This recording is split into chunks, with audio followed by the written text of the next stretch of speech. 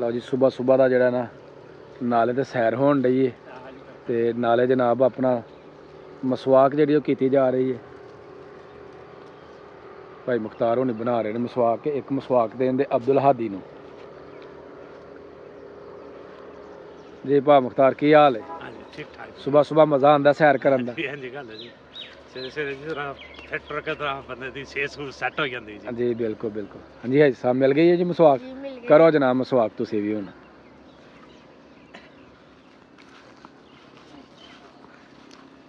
हादी नूं भी मसवाक मिल गई है जी। पिछे भाजी हुणी 2-3 मसवाका होर उतारन डे ने कि जेड़ा दोस्त जेड़ा ना रस्ते च घूम मिले मसवाक मंगे तो उन्होंने भी मसवाक जी ना दी जाए ताकि वो अपनी भी अपना जड़े ना दंदां की खास सफाई कर सके। तो मसवाक के बेशुमार फायदे ने। सुबह सुबह उठ के नाले सैर करो तो नाले सुबह की करो मसवाक।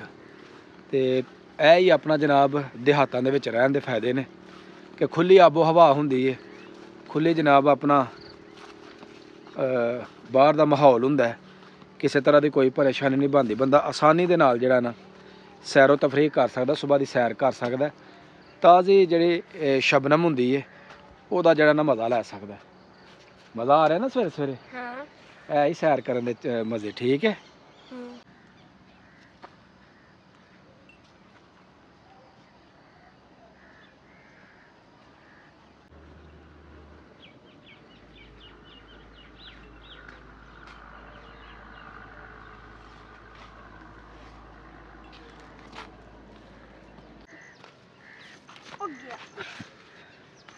हादी कर रहा जी हुण एक्सरसाइज, कहना जी मैं कद वड्डा करना तो कद माशाअल्लाह इहदा अगे ही काफ़ी है।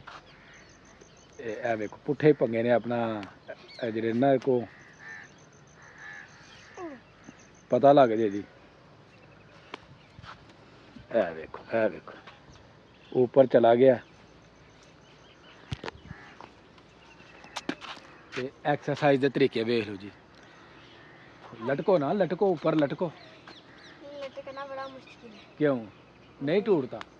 यहाँ से पकड़ के ना ऐसे तो ना ना ना हाँ लटक जा, सही रहेगा, चंगा रहेगा, मज़ा आएगा बहुत ज़्यादा। ऊपर तो चढ़ गया, नीचे अब कैसे उतरूंगा? नीचे जैसे ऊपर चढ़े हो वैसे उतरो।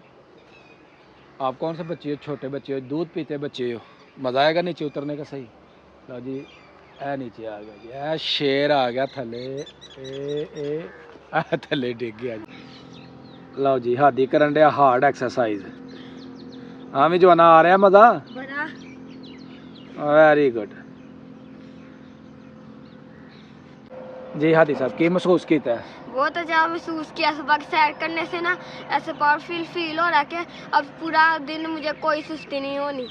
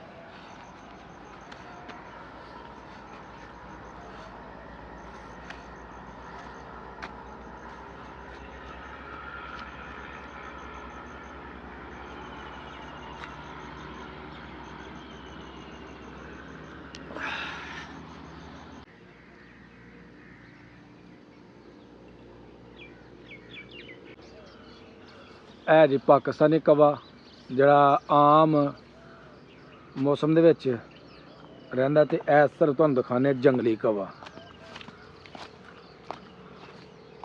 किधर गया जी? मैं काफ़ी दूर चला गया, सिर्फ दूसरे ही कवे ने। ओ नहीं चला गया।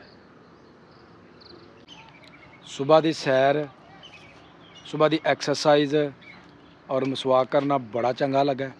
तुहानूं साडे पिंड दा माहौल कैसा लगा और कुदरती नज़ारे वेख के कैसे लगे ने, यह तुसां दसना जी कमेंट बॉक्स दे विच।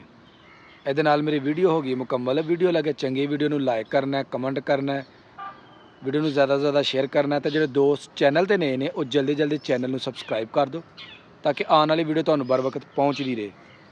ਮੈਨੂੰ ਦਿਓ ਇਜਾਜ਼ਤ, ਹਮੇਸ਼ਾ ਖੁਸ਼ ਰਹੋ, ਆਬਾਦ ਰਹੋ। ਅੱਲਾ ਹਾਫਿਜ਼।